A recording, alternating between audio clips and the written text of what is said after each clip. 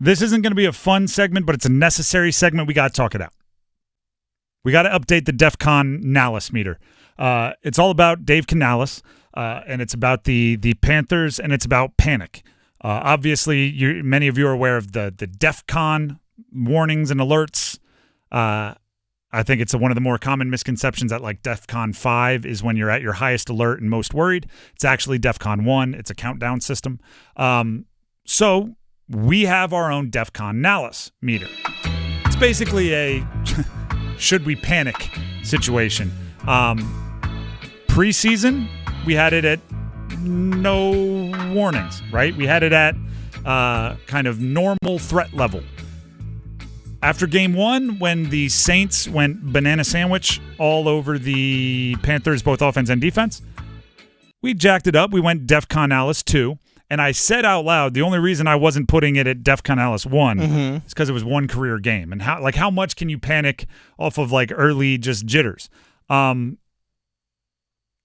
2 took away all my trepidations. Oh, okay. We're DEF CON Canales 1. Oh, okay. We're DEF CON 1. We're DEF CON Canales 1. It is the most panic. Through 2 games, the Carolina Panthers have the worst offense in franchise history and the worst defense in franchise history. Yeah, not great. Now, you may say, well, how do you know that? Well, the point of offensive football in the NFL, in any sport, is to score points. Mm-hmm. And at no point in the Panthers' history have they scored less points through 2 games than 13, which they have done through game 1 and game 2. The point of defense in NFL football and in every sport is to prevent points being scored by the other team. And at no point in franchise history has their opponents combined for more than the 73 points they've allowed in weeks 1 and week 2. How in the world could you not be panicking about the coach who, in his first 2 games, has turned in the worst possible offense and the worst possible defense in franchise history? And then I'm gonna throw this out there as well. There's I don't know. I've read leadership books. I'm sure many of you have, right? People panic when the leader panics. People panic when the leader panics. Have you heard the red shirt theory? Red shirt theory is it's a lesson taught with a pirate analogy. Are you ready for this? Go on. Captain of a pirate ship looks into the horizon and sees enemy ships. And he's looking at them and he's counting his ships and he goes, I have 6 pirate ships under my control. And he looks to the horizon and he sees hundreds. And he looks to his little first mate, his assistant, and he says, bring me my red shirt. Well, there's enemy ships coming our way. What are you worried about what you look like?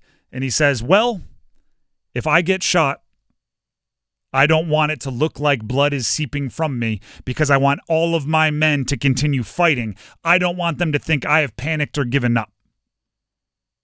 Now, you want to know what the next joke is? What's that? The way the joke ends is, so the guy goes and gets him his red shirt, and he puts on his red shirt, and he looks to the horizon, and 1,000 more ships show up.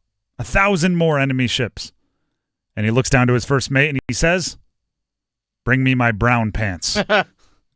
That's the way the joke ends. But the first part is a legit leadership thing of no matter how bad it's going, you have to outwardly present like things are going well, because if you panic, everyone's going to panic.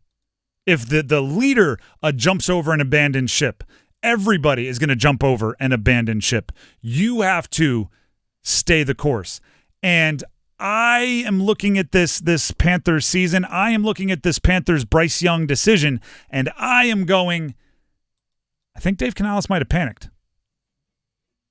Dave Canales watched the game with his eyeballs and meaning like live, and right after the game said, Bryce Young is my quarterback. He watched the film, showed up the next day, and convinced everybody he wasn't. That's if you believe his story. That's how he passed it along. He watched the film. He had the idea. He convinced everybody it's time to bench Bryce. Doesn't that seem a little panicky? Doesn't that seem a little, oh no? You watched how many hours of film on this guy? When Dave Canales spoke to the media when he took the job, he had already watched all of his Alabama stuff. He loved the cool, calm, and collected confidence that he showed. And then all throughout camp, he talked about watching the film and getting back to doing what Bryce Young does well. You watched all that film. Then all of a sudden 2 games are played and you go back on all of that?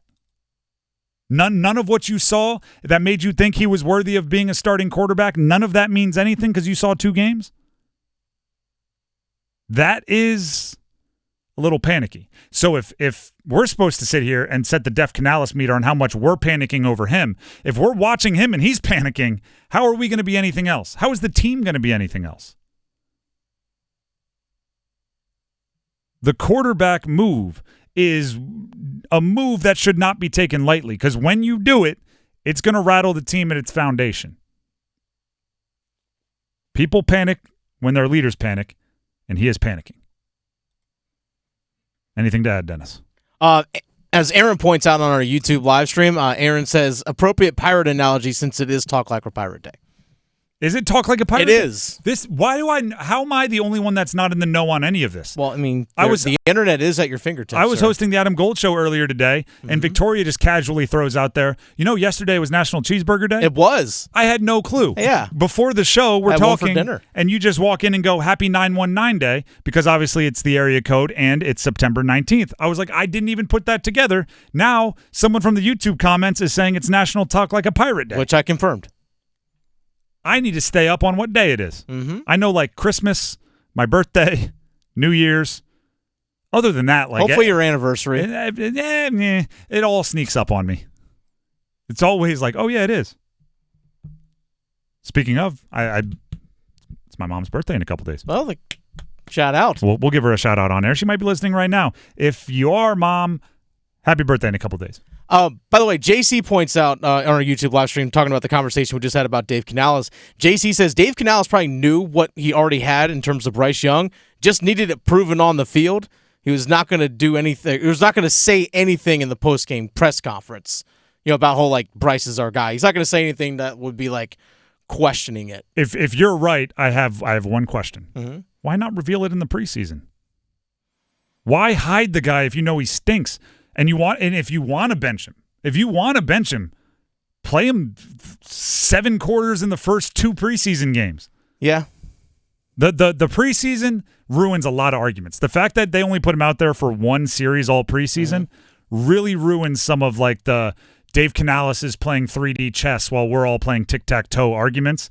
Not playing him in the preseason puts a wrench into all of that.